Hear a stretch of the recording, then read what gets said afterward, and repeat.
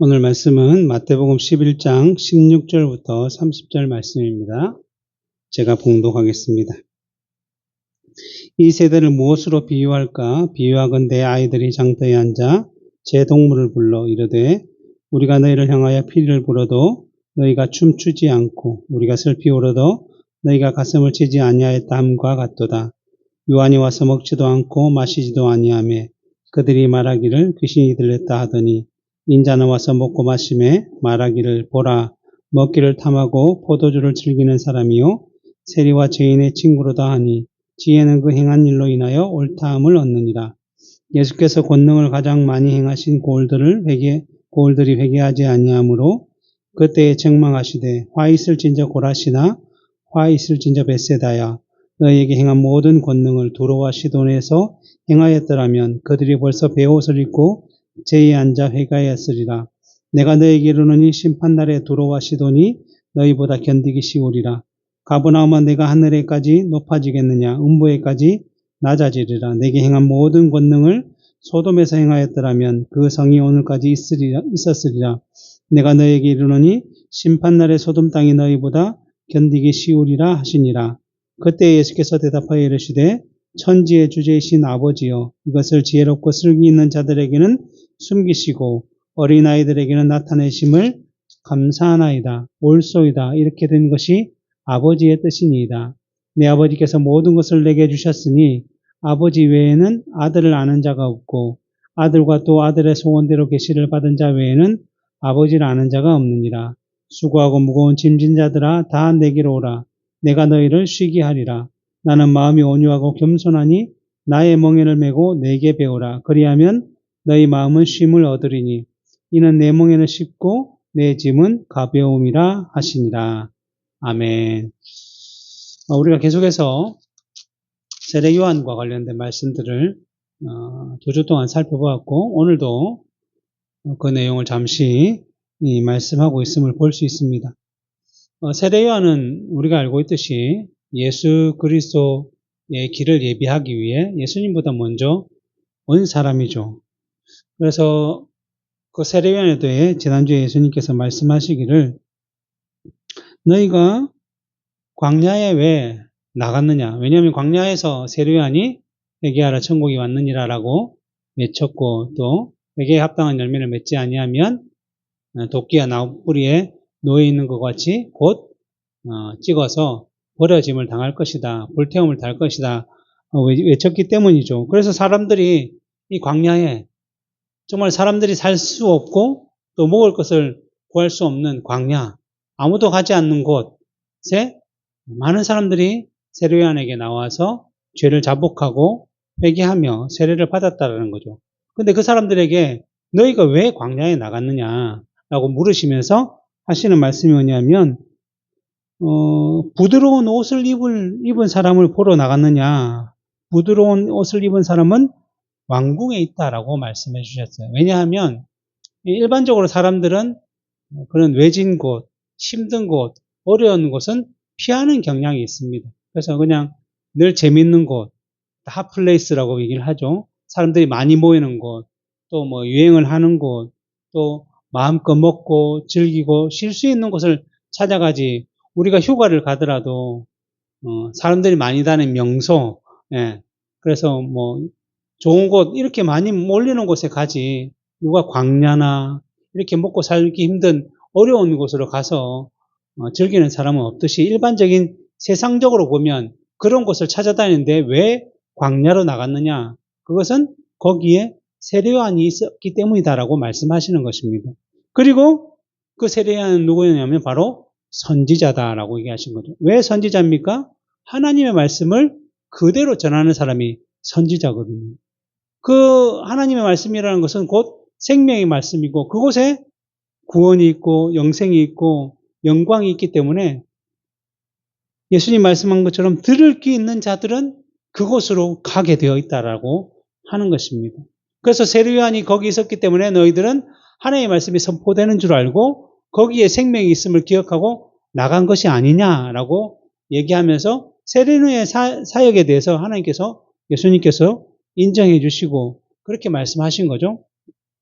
그러면서 하신 말씀이 뭐냐면 이 세례 요한은 선지자지만 선지자보다 더 나은 사람이다라고 얘기했습니다. 그리고 더 나아가서는 여자가 낳은 자 중에서 세례 요한보다 큰 이가 없다고 할 정도로 말씀해 주시죠.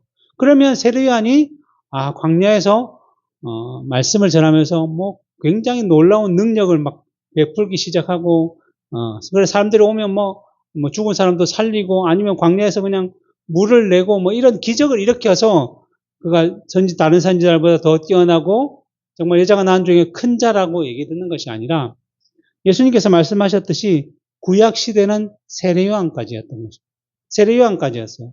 구약의 시대에는 주로 예수 그리스도를 어떻게 소개했느냐 하면 그 이전에 이사야나 미가나 뭐 말라기 선지자들은 다 예수님에 대해서 어떻게 소개했냐면 예수님이 누구인지 보지 못하고 하나님의 감동으로서 예수님께서 오셔서 자기 백성들의 모든 죄를 사하시고 구원을 성취하실 것이다 라고 그림자만은 상징적으로만 예표했을 뿐이죠. 그래서 뭐 모세 같은 경우는 율법을 통해서 제사나 절기나 뭐 성막이나 이런 것들을 통해서 예표를 했던 것이고 선지자들은 이런 분이 오실 것이야 라고만 얘기했을 뿐이죠. 그러나 이 세례 요한은 선지자지만 그러한 것들을 예수님을 보고 선포를 했다는 것이죠. 예수님의 눈으로 보고 선포했기 때문에 실제로 보면 다른 선지자들과 동일한 사람이었지만 눈으로 보고 한 것과 보지 못하고 그냥 성령의 감동으로 한 것 차이, 그 차이 때문에 세례 요한이 좀 더 크다, 낫다라고 얘기한 거지 그가 어떠한 특별한 능력이 있다라고 얘기한 것은 아니죠. 그 마찬가지로 그렇기 때문에 구약시대는 세례 요한까지라고 한다면 이제 세례 요한 이후에 누가 오셔서 예수님께서 오셨습니다. 예수님께서 오셔서 무엇을 하셨죠? 공생의 사역도 하시고 또 그 이후에 결국 십자가에 죽으셔서 자기 백성들의 죄를 사하시고 그리고 부활 승천하셔서 우리에게 영원한 생명을 허락하시고 이제 하나님 보좌 우편에 승천하셔서 다시 이제 모든 세상을 심판하시기 위해 재림을 하기 위해서 준비하고 계시죠. 이러한 일들이 언제 일어났냐면 이제 구약이 끝나고 신약 시대에 이루어져서 신약 시대 이후에는 예수님께서 행하신 모든 구원의 내용을 보고 듣고 안 사람들밖에 없는 것이죠. 그래서 요한은 비록 선지자 중에 나은 자고 큰 자지만 예수님께서 뭐라고 하셨냐면 천국에서는 지극히 작은 자라도 세례 요한보다 크다라고 말씀해 주심으로써 이것도 아까 말씀드린 바처럼 세례 요한이 예수님을 보고 설명을 했기 때문에 좀 더 큰 자이듯이 우리는 그 예수님이 행한 일뿐만 아니라 구원의 사역을 모두 다 보았으니까 더 분명하다라는 의미로 선명하다라는 의미로 우리가 크다라고 말씀해 주신 것입니다. 그리고 그 세례 요한 이후부터 이제 천국은 침노를 당한다라고 표현하고 있는데 침노한다는 것은 우리가 막 가서 빼앗는다는 의미로 말씀하기보다는 세례 요한 이후부터는 이제 점점 더 구원의 복음의 내용들이 이스라엘에게만 머물러 있지 아니고 점점 예루살렘과 온 유대와 사마리아와 땅끝까지 흘러가기 때문에 이제 그 놀라운 역사가 마치 사람이 천국을 침노하듯이 크게 진행되고 있다라는 것을 얘기하고 있는 것이며 그때 예수님께서 뭘 했냐면 귀 있는 자는 들을지어다라고 말씀하셨습니다. 귀 있는다는 것은 우리가 모두가 귀가 있기 때문에 다 들을 수 있는데 예수님께서 이렇게 말씀하신 이유는 영적으로 귀가 있는 자들은 듣고 어디로 가냐면 천국을 소유하는 길로 나아간다는 것입니다. 그래서 세례 요한 당시 예수님 당시 이것을 깨달은 자들은 세례 요한과 예수님께 나와 세례를 받고 제사함의 은혜를 누렸지만 그런데 계속 세례 요한도 외치고 예수님도 외치는데도 여전히 귀가 없어서 듣지 못하는 자들이 있었는데 바로 유대인들, 종교 지도자들, 바리새인과 서기관과 같은 그런 지도자들은 아무리 외침을 들었어도 영적인 귀가 없었기 때문에 예수님께 나오지 못하고 어떻게 했죠? 도리어 예수님을 배척하고 비난하고 세례 요한도 비난하고 결국은 예수님을 죽이는 일까지 했던 거죠. 이들은 자기의 의로 마음이 굳어져 있고 자신의 의로 형식으로 모든 것이 쌓여 있었기 때문에 예수님의 말씀, 그 복음의 메시지를 들을 수가 없었던 것이죠. 그래서 예수님께서는 세례 요한을 얘기하면서 이 세대를 그 세대, 예수님 당시의 세대를 비판하고 있음을 볼 수 있습니다.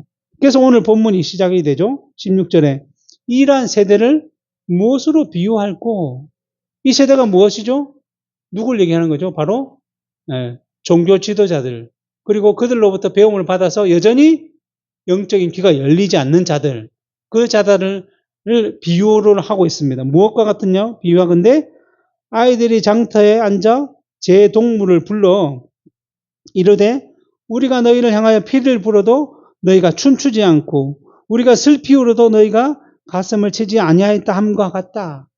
그러니까 그 세대를 비유하는데 어떻게 비유하냐면 동무들끼리 모여서 이제 재밌게 놀잖아요. 노는데 처음에는 막 피리를 보면서 우리 같이 춤을 추자 하면 흥겨운 음악이 나오면 어떻게 어깨가 들썩들썩하고 같이 춤을 추고 노래를 부르고 해야 되는데 그 상대편 아이들이 그렇지 않다는 거죠. 아무리 피리를 보고 뭐 요즘처럼 뭐 댄스 음악이 나온다고 해도 전혀 미동하지 않는다는 거예요. 근데 반대로 그러면 이제 좀 서글픈 음악이 나오고 좀 슬퍼하는 이런 곡을 하면 그 사람들 반대쪽에서는 그래도 미안한 마음이나 여러 가지 마음으로 같이 동요해야 되는데 그것에서도 반응하죠. 이렇게 해도 반응하지 않고 저렇게 해도 반하지 않는 이 세대가 마치 그와 같다라는 거죠.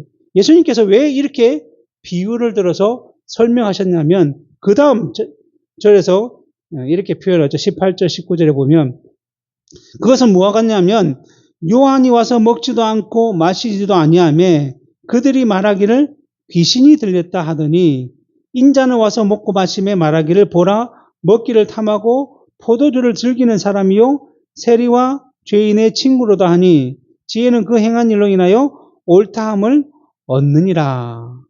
이게 무슨 말이죠? 친구들이 서로 노는데 한쪽에서 이렇게 해도 같이 안 놀고 저렇게 해도 같이 안 노는데 이것은 마치 뭐와 같느냐면 세례 요한이 예수님보다 먼저 와서 세례 요한이 광야에서 복음을 전했다라는 거죠. 이 세례 요한과 예수님은 동일한 복음을 전했는데 세례 요한은 어디서 전했느냐면 광야에서 전했다는 것입니다. 그리고 어릴 때부터 광야에서 생활했고 그리고 그는 광야에서 살면서 무엇을 누렸겠습니까? 뭐 먹고 싶은 거 마시고 싶은 거 제대로 하지 않고 그냥 절제를 했다는 거죠.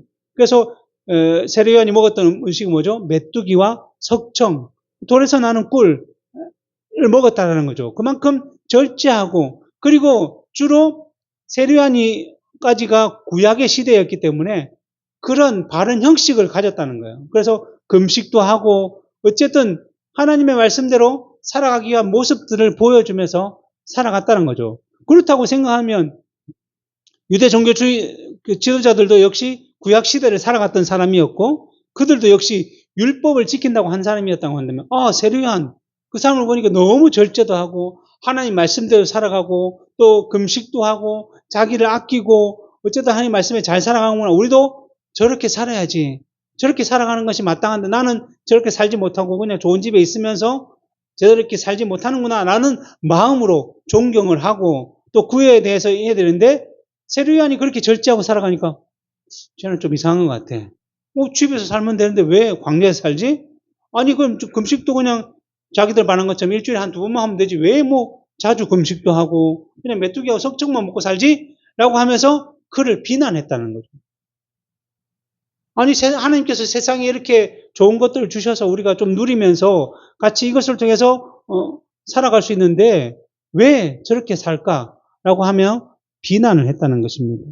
그래서 귀신이 들렸다까지 할 정도로 엄청난 비난을 쏟아냈죠. 왜냐하면 자기들은 율법을 지킨다고 하지만 실제로 율법을 바른 정신을 지키지 못하고 어떻게 했죠? 맨날 형식적으로 외식적으로 마치 사람들 앞에서만 하는 척, 행하는 척 하고 살았는데 실제로 세례 요한은 사람의 보든 안 보든 그렇게 살아가니까 자기들보다 더 뛰어나니까 그것을 시기하고 질투해서 마치 귀신이 들렸다라고 비난을 했다는 것입니다.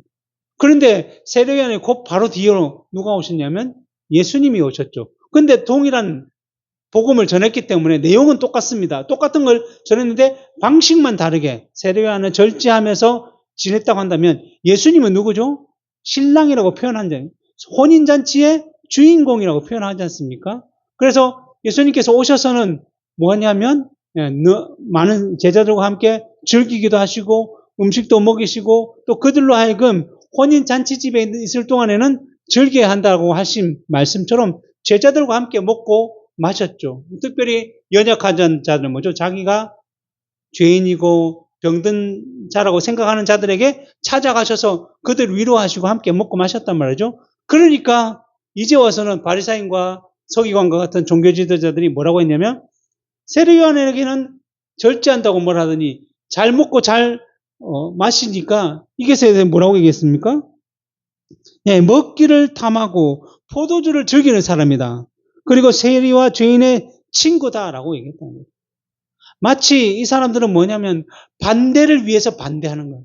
이렇게 하면 이쪽으로 안 한다고 반대하고 저렇게 하면 이쪽으로 안 간다고 반대하고 어쨌든 조그만 고투리로 잡아서 자기들과는 다르고 말씀과는 다르고 자기들을 미혹한다 비난하고 그리고 예수님께서 병든 자들을 치료하니까 무슨 말을 했죠? 이 사람은 바알세불의 힘을 입어 귀신을 쫓아낸다. 귀신의 왕의 힘을 입어 귀신을 쫓아낸다. 결국 세례요한에게도 먹지 않으니까 귀신 들렸다고 예수님께서 놀라운 능력과 먹고 마시니까 귀신의 힘을 입어서 이런 일들을 한다. 결국은 이 세대는 진리에 반응하지 않는 세대는 거죠. 진리에 기가 먹었으니까 무엇을 보든지 그 복음에 대해서 반대하며 비난하며 박해하는 세대라고 할 수 있습니다. 그래서 마지막에 뭐랬죠? 지혜는 그 행한 일로 인하여 옳다함을 얻는다라고 얘기했습니다. 이것이 누가복음 7장 35절에는 뭐라고 동일한 내용을 얘기하는데 뭐라고 했냐면 지혜는 자기의 모든 자녀로 인하여 옳다함을 얻느니라라고 얘기했습니다. 이것은 무슨 말씀이냐면 참된 지혜는 바른 것들을 밝혀내고 결국은 그것이 드러나게 하는 것이지 않습니까? 근데 이들이 말하는 지혜는 늘 반대를 한 지혜이기 때문에 그 결과는 뭐예요? 썩은 열매만 내게 되어 있다는 것입니다. 그래서 그들이 나타낸 열매가 무엇입니까? 결국은 예수 그리스도 앞에서 얘기했지 예수 그리스도를 십자가에 죽임으로 자기들의 죄악을 드러낸 열매밖에 나타내지 않는다는 거죠. 그래서 귀먹은 자들, 영적으로 귀먹은 자들 아무리 지혜롭다고 세상에서 나타낸다 할지라도 그들이 나타낼 수 있는 것은 오로지 그들의 지혜를 따라 죄의 형벌을 받는 그 저주의 길만 나타낼 수밖에 없다라는 것이죠.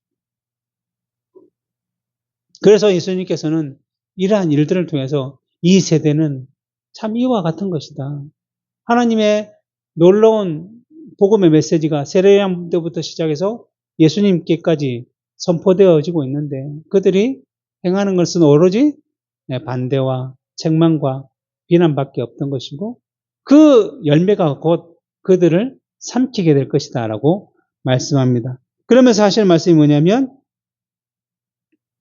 예수께서 권능을 가장 많이 행하신 고울들을 회개하지 아니하므로 그때 책망하시는데 이거 예수님께서 와서 공생의 사역을 통해서 계속적으로 일들을 행하시는데 그러한 고울들이 책망을 받았는데 왜냐하면 21절에 보면 화 있을진저 고라시나 화 있을진저 벳세다야 너희에게 행한 모든 권능을 두루와 시돌에서 행하였더라면 그들이 벌써 베옷을 입고 제에 앉아 회개하였으리라. 내가 너희에게 이르노니 심판날에 두루와 시돈이 너희보다 견디기 쉽다라고 말씀하셨습니다. 이 말은 뭐냐면 지금 예수님께서 사역하는 곳이 그 이스라엘의 북쪽인 갈릴리 지역이에요.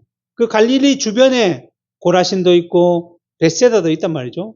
그러니까 예수님은 주로 이 갈릴리 주변을 통해서 사역을 하셨기 때문에 얼마나 많은 놀라운 그 기적과 이적과 놀라운 메시지를 들었겠습니까? 수많은 사람들이 고침을 받고 또 치유함을 받고 또 권세 있는 말씀을 듣고 예수님의 사역을 통해서 여러 가지 기적과 이적이 드러나는 곳이 바로 그 갈릴리 주변의 모든 지역들이었거든요. 근데 그 지역에 예수님께서 복음을 선포하셨는데 뭐요? 혜택은 가장 많이 누렸는데 전혀 회개함이 없다라는 거예요. 그냥 병만 고침을 받고 자기 집으로 돌아가든지 예수님을 믿지 않는다는 거예요. 그 말은 그래서 예수님께서 그들을 책망하시는 거죠. 차라리 너희보다 갈릴리 지역은 그래도 이스라엘 안에 있거든요. 근데 그 위에 시돈과 두로가 있어요. 이방 지역이에요. 하나님을 알지 못하는 지역이에요. 차라리 그곳에 가서 내가 복음을 선포했다면 너희들보다 훨씬 더 많은 사람들이 믿게 될 것이다. 믿었을 것이다. 죄를 잊고 베옷을 입고 죄에 앉아 회개하였을 것이다 라고 말씀하고 있는 것입니다. 우리가 구약에서 알고 있는 사건이 있죠. 요나 선지자에게 하나님께서 너 니느웨로 가서 사람들에게 회개하라고 해라. 그러니까 요나가 도망을 갔죠. 왜냐하면 하나님의 선지자 그 요나는 이스라엘만 구원받는지 왜 이방 사람은 구원받을 수 없다라고 생각하기 때문에 하나님 메시지를 전하기 싫어서 딴 곳에 도망갔지만 결국에는 하나님의 인도하심을 따라 니느웨로 갔죠. 가서 회개하라 라고 외치니까 거기 왕에서부터 짐승이기까지 모든 그 사람들과 짐승들마저도 죄에 앉아서 베옷을 입고 회개를 했단 말이죠. 그러니까 그만큼 하나님의 메시지를 듣는 이방인들이 전혀 회개하지 않을 사람들이 회개했단 말이에요. 요나는 이것이 완전 싫어가지고 내가 죽을 만큼 싫습니다라고 하나님께 얘기했는데 하나님은 야 여기에 12만 명이나 사람들이 있는데 이들이 다 죽임을 당하는 것이 옳으냐 하나님께서 말씀하셨죠. 그만큼 이 메시지를 통해서 분명히 회개함들이 나타나야 되는데 지금 고라신이나 베세다는 이러한 일들을 하지 못하기 때문에 예수님께서 그들에게 책망하는 거죠. 그 다음 또 있습니다. 23절 가버나움아 내가 하늘에까지 높아지겠느냐 음부에까지 낮아지리라. 내가 행한 모든 권능을 소돔에서 행하였더라면 그 성이 오늘날까지 있었으리라. 내가 너에게 이르노니 심판날에 소돔 땅이 너희보다 견디기 쉬우리라. 이 가버나움 우리가 마태복음에서 많이 들었잖아요. 마찬가지로 고라신과 베세다와 그 사이에 가버나움이 있었어요. 진짜 가버나움은 정말 더 많이 예수님께서 이곳에 왔다 갔다 하면서 제일 많이 들린 곳이고 그곳에서 제일 많은 사역들을 행하셨는데 그들은 교만하게 그 예수님의 말씀을 받아들이지 아니하고 그대로 살았다는 거죠. 그래서 그들의 교만을 책망하시면서 차라리 내가 소돔에 가서 전했다면 소돔은 없어졌죠. 창세기 19장에 보면 아브라함 때 룻이 살았고 또 조카 롯이 살았고 그때 그들의 죄악으로 말미암아 하나님의 행보를 받아 하늘에서 막 유황이 빛처럼 내려서 사라졌단 말이죠. 그만큼 죄악된 도시인데 차라리 그러한 소돔에 가서 내가 이러한 일을 행했더라면 너희들보다 더 겸손해서 그 소돔이 없어지지 않을 만큼 되었을 것이다. 그 말은 뭐예요? 소돔보다 더 가버나움이 악하다는 거예요. 그래서 내가 너에게 이르노니 심판날에 소돔 땅이 너희보다 견디기 쉽겠다. 지금 너희들 정신을 못 차리면 그와 같을 것이다. 사라질 것이다. 없어질 것이다. 라고 말씀하는 것입니다. 이처럼 복음이 선포되는데 복음이 널리 알려지는데 그 복음을 깨닫지 못하고 그 뜻대로 행하지 못하면 그에 대한 책임은 더 크다라고 말씀할 수 있습니다. 복음이 전해지지 않는 시돈과 두로보다 지금 복음이 전해졌는데도 안 듣는다면 그것은 더 책임이 크다고 할 수 있죠. 그러면서 25절에 예수님께서 뭐라고 말씀하시냐면 그때 예수께서 대답하여 이르시되 천지의 주제이신 아버지여 이것을 지혜롭고 슬기는 자들에게는 숨기시고 어린아이들에게는 나타내심을 감사하나이다. 옳소이다. 내가 이렇게 된 것이 아버지의 뜻이니이다. 여기서 천지의 주제이신 하나님이죠. 모든 만물을 창조하시고 또 지금도 다스리시는 그 하나님이 이 복음의 내용을 어떻게 나타내시냐면 지혜롭고 슬기 있는 자들에게는 숨기셨다. 그리고 어린아이에게는 나타내셨다라는 거예요. 여기서 지혜롭고 슬기 있는 자들은 누굴까요?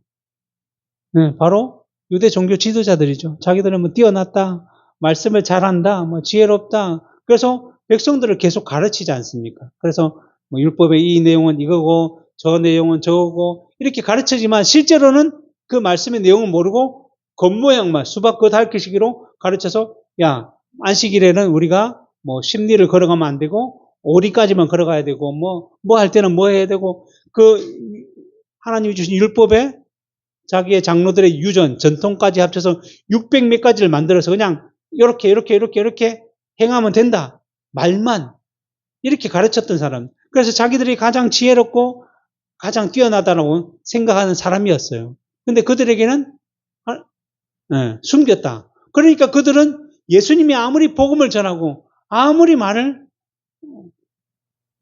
해도 전혀 듣지 못하고 또 놀라운 기적을 일으켰어요. 기적을 보고서도 전혀 깨닫지 못하고 또 그들이 예수님을 비난하기 위해서 예수님 율법에 이렇게 되어 있는데 왜 이렇게 하십니까? 그때마다 예수님께서 바로 정답을 말려주셔서 그들이 아무 말도 못하고 도망가고 이랬는데도 예수님을 믿지 않았다는 거예요. 그건 이유가 뭘까요? 하나님께서 그들에게는 숨기셨다는 거예요. 왜요? 그들이 지금까지 그들의 잘못된 가르침과 잘못된 내용으로 백성들을 속였기 때문이죠.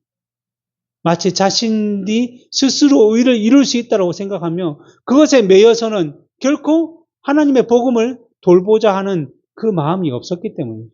그것을 하나님은 숨기셨다라고 표현하고 있습니다. 그리고 오늘 누구에게 나타내셨어요? 어린아이들. 그러니까 그 종교주의들 생각하는 참 무식한 자들, 미련한 자들, 세리들, 죄인들, 그들에게는 나타내셔서, 그래서 예수님은 누구와 함께 계셨습니까? 늘 세리와 죄인들과 함께 계셨지 않습니까? 그들은 정말 어떻게 보면 세상에서 보면 지혜가 부족한 것 같고, 뭐 공부를 많이 안 한 것 같고, 뭐 아는 것이 없는 것 같은 자들인데, 오히려 예수님을 깨닫고, 예수님 곁에서 이분이 생명임을 기억하고 그 옆에 붙어 있게 된 것은 이것은 다 하나님의 뜻이라는 거죠. 그래서 올소이다 이렇게 된 것이 아버지의 뜻이다라는 것은 하나님께서 그렇게 정해 놓으셨다는 거예요. 이렇게 하신 이유는 무엇일까요? 고린도전서 2장 6절부터 8절에 보면 그러나 우리가 온전한 자들 중에서 지혜를 말하노니 이는 이 세상의 지혜가 아니요 또 이 세상에서 없어질 통치자들의 지혜도 아니요 오직 은밀한 가운데 있는 하나님의 지혜를 말하는 것으로서 곧 감추어졌던 것인데 하나님이 우리의 영광을 위하여 만세전에 미리 정하신 것이라. 이 지혜는 이 세대의 통치자들이 한 사람도 알지 못하였나니 만일 알았더라면 영광의 주를 십자가에 못 박지 아니하였으리라. 그들이 말한 지혜는 결코 구원에 이를 수 없는 지혜예요. 근데 그거는 유대인 그 당시뿐만 아니라 오늘날도 마찬가지죠. 세상의 지식은 점점 더 발전되고 있습니다. 우리가 알고 있듯이 뭐 70년대, 80년대, 90년대 점점 늘면서 우리가 얼마나 편리해집니까? 뭐 자동차든 아니면 여러 가지 기계든 컴퓨터든 뭐든지 더 발전되고 있죠. 그래서 이제 뭐 우주 저 끝에 볼 수 있는 망원경도 생겨서 뭐 우주의 넓이를 보고 이번에 목성까지 갔나요? 하여튼 뭐 우주선도 보내고 이제 얼마 안 있으면 달에 이제 사람들이 살 수 있도록 뭐 준비를 하겠다. 뭐 이런 뭐 우주적인 계획들을 세우고 있는 이 시점. 어떻게 보면 우리 지혜가 끝까지 지금 발전되고 있지만 그 지혜로 무엇을 알 수 없다고요? 구원에 이르는 길을 알 수 없다는 거예요. 그들이 우주의 끝까지 간다고 해서 하늘의 끝을 볼 수 있겠습니까? 전혀 없다는 거죠. 그들이 우주의 끝까지 간다 해서 우리의 죄로 말미암은 생명을 구할 수 있습니까? 없습니다. 우리에게 뭐 어떤 질병이 생기면 자기들이 모르면 뭐예요? 불치병이에요. 알 수가 없는 병이에요. 그러면 안다고 해서 암이라고 해서 그들이 고칠 수 있습니까? 아니죠. 이 하나도 자기 마음대로 할 수 없는 그런 지혜인데 계속 자기들의 지혜만을 내세우고 교만해져 가고 있다는 거예요. 그래서 늘 하는 말이 뭐죠? 하나님을 내게 보여라. 하나님이 살아계심을 증명해라. 과학적으로 증거해보라. 근데 과학 자체가 가설이에요. 그거는 인정하지 못하면서 어떻게 우리에게 그것을 말하는 이 세대, 이 지혜로는 결코 하나님을 알 수가 없습니다. 그러니까 결국 할 수 있는 것은 예수님을 십자가에 못 박고 자기들의 세력을 높이고 자기들의 생각을 높일 수밖에 없는 거죠. 그래서 하나님께서는 고린도전서 1장 27, 29절에 보면 그러나 하나님께서는 세상에 미련한 것들을 택하사 지혜 있는 자들을 부끄럽게 하려 하시고 세상에 약한 것들을 택하사 강한 것들을 부끄럽게 하려 하시며 하나님께서 세상에 천한 것들과 멸시받는 것들과 없는 것들을 택하사 있는 것들을 폐하려 하시나니 이는 아무 육체도 하나님 앞에서 자랑하지 못하게 하기 위해서다. 결국 없는 자들, 미련한 자들, 그 당시 예수님 당시에 세리들, 죄인들은 이러한 일을 통해서 무엇을 얘기합니까? 나는 할 수 없습니다. 나는 죄인입니다. 그러니까 누구를 믿고 바라봅니까? 예수님만 믿는 거죠. 예수님만 바라보고 예수님만 의지할 수밖에 없는 거죠. 근데 자기가 지혜가 있고 자기가 힘이 있고 자기가 권력이 있으면 예수님을 바라지 않고 내가 하죠. 예수님 필요 없죠. 왜냐하면 내가 할 수 있다고 생각하니까. 그러니까 예수님을 죽일 수밖에 없는 거죠. 예수님 더 있으면 자기 세력이 더 줄어들고 자기가 할 수 있는 것들이 더 줄어들고 나는 없어지고 그러다 보니까 예수님을 죽임으로 말미암아 자기를 더 내세우는 거죠. 그러다 결국은 그들은 저주와 형벌의 길로만 가게 되어 있는 것입니다. 그러나 정말 나는 아닙니다. 나는 할 수 없습니다. 고백하는 자들은 누구를 붙들 수밖에 없습니까? 하나님, 예수님만 붙들 수밖에 없는 것이고 그분을 의지할 수밖에 없는 것이고 그럴 때에 하나님의 영광이 드러나고 그 영광이 곧 우리의 영광의 찬송이 되겠다 하신다고 말씀하셨습니다.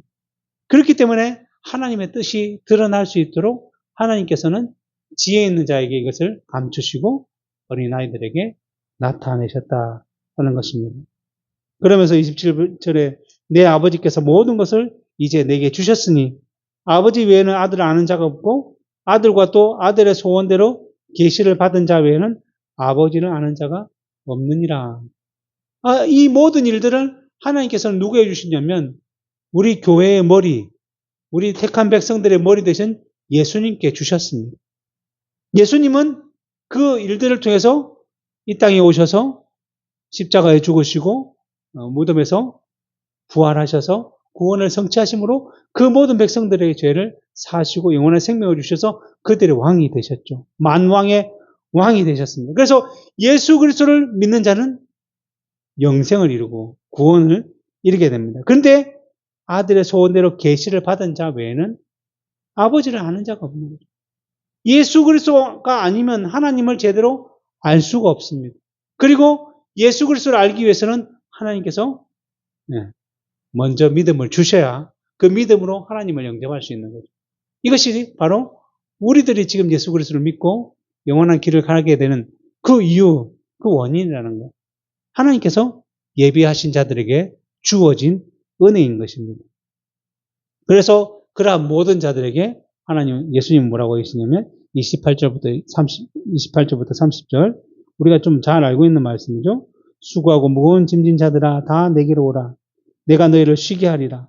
나는 마음이 온유하고 겸손하니 나의 멍에를 메고 내게 배우라. 그리하면 너희 마음이 쉼을 얻으리니 이는 내 멍에는 쉽고 내 짐은 가벼움이니라 하시니라. 네. 수고하고 무거운 짐진 자들아 이제 다 내게로 오라. 뭐요? 복음의 선포가 있다는 거죠. 예수님께만 가면 그 모든 짐이 다 벗겨지고 예수님이 다 대신 지실 거니까 너희들 다 내게로 와라. 내게만 오면 내가 영원한 생명, 구원 이 모든 것을 주겠다. 라고 복음을 선포하지만 다 오는 건 아니죠. 하나님께서 영적인 길을 허락하신 자들만 저곳에 생명이 있구나. 저곳에 구원이 있구나라는 사실을 아는 자들만 오게 되는 거죠. 물론 교회에 들어왔다고 해서 모두가 구원받는 것은 아닙니다. 교회에 들어와서 어떤 자들이 있냐면 재밌는 얘기가 있죠. 어떤 사람이 무거운 짐을 막 지고 가는데 옆에서 마차가 지나가면서 여기 타시라고 힘드니까 거절하다가 괜찮다고 하다가 그래도 저기 가는 길이 비슷한 것 같으니까 타라고 하니까 이 사람이 탔는데 뭐예요? 그 짐을 그대로 지고 앉아 있었다는 거죠. 이런 사람은 마차에 탄다고 그 짐이 내려집니까? 무거움이 사라집니까? 없어요. 교회에 이런 자들이 있어요. 이런 자들, 가라지와 같은 자들이 있지만 실제로 그 마차에서 말하는 사람의 의도를 아는 자들, 예수 그리스도의 은혜를 아는 자들은 마차에 오르면서 뭘 벗어요? 자기의 짐을 그 마차 위에 널어놓고 쉼을 누린다는 거예요. 이것입니다. 수고하고 무거운 짐 잔다라 다 내게로 오라. 예수님의 말씀 듣고 왔어요. 왔으면 이제 그 짐을 내려놓고 무엇을 배워야 됩니까? 29절 나는 마음이 온유하고 겸손하니 나의 멍에를 메고 내게 배우라. 그러면 너희 마음이 쉼을 예수님의 멍에를 메어야 되는 거예요. 우리가 멍에가 뭔 줄 아시죠? 멍에는 소목에다가 이렇게 뭐죠? 이렇게 둥그렇게 걸어서 농부가 이렇게 움직이기 쉽게 할 수 있는 멍에죠. 그래서 소가 이게 멍에를 메면 굉장히 갑갑하고 그렇지만 농부가 그 멍에를 가지고 이렇게 가면 그대로 가기만 하면 돼요. 그대로 가면. 근데 예수님께서 내 멍에를 메고 나에게 배우라고 하셨다는 것은 뭐죠? 예수님께서 십자가를 주셨잖아요. 그러면서 자기를 따르는 사람이 뭐겠죠? 나를 따르거든 자기를 부인하고 자기 십자가를 진다. 내 십자가를 나도 져야 되겠다는 사실을 알아야 한다는 건데 그 십자가가 내가 무거운 걸 좀 졌는데 너는 좀 작은 거라도 좀 지고 따라와라. 이렇게 어렵다, 환난이다, 고난이다 말씀하시는 것이 아니라 그 짐을 내가 같이 지고 갈 것이니 너도 그것을 기억해야 한다는 거예요. 예수님께서 짐을 짊어지심으로 말미암아 우리의 짐이 가벼워졌어요. 그것을 알아야 된다는 거죠. 우리가 예수 그리스도 안에만 들어가면 그 모든 것들을 이길 수 있는 힘과 믿음이 생긴다는 거예요. 어떻게 보면 세상 사람들 입장에서 왜 저 사람들은 참 주일에 쉬지도 않고 뭐 엉뚱한 시간에 잠도 안 자고 가서 예배 드리고 거기다 뭐 돈까지 바치고 거기다 수고하고 봉사하고 또 우리보다 더 힘들고 어렵게 살고 자신을 절제하고 마음껏 즐기면 되는데 왜 먹지도 못하는 거 많고 뭐 마시지도 못하는 것도 많고 이거 뭐 절제도 해야 돼. 왜 힘들고 어렵게 살까라고 생각할 수밖에 없지만 그것은 그들의 생각이죠. 그들은 깨닫지 못한 자들이죠. 그러나 우리는 그 안에 있으면서 기쁨을 누린다는 거예요. 즐거움을 누리는 거예요. 마치 이와 같은 거죠. 좀 더 쉽게 표현하면 보통 일반 사람들도 봉사를 하러 가잖아요. 그래서 뭐 고아원이라든지 뭐 노인정이라든지 아니면 장애인들이 가는 곳에 가서 그들이 어려움을 돌보고 뭐 옷을 씻어주고 같이 놀아주고 뭐 목욕을 시켜주고 여러 가지 어려운 것들 도와주면서 뭘 느껴져? 사람이 내가 이 사람을 도우니까 나는 힘들고 어렵지만 그래도 마음속에 그런 마음이 생기죠. 내가 무엇을 했구나, 할 수 있구나.